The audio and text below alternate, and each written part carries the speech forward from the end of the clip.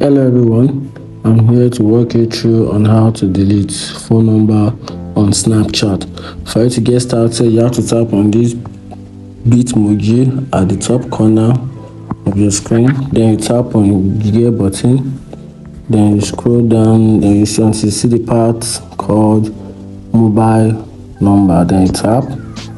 Then the only way for you to delete your mobile number of Snapchat is by clearing off your old phone number and you replace it with a particular new number.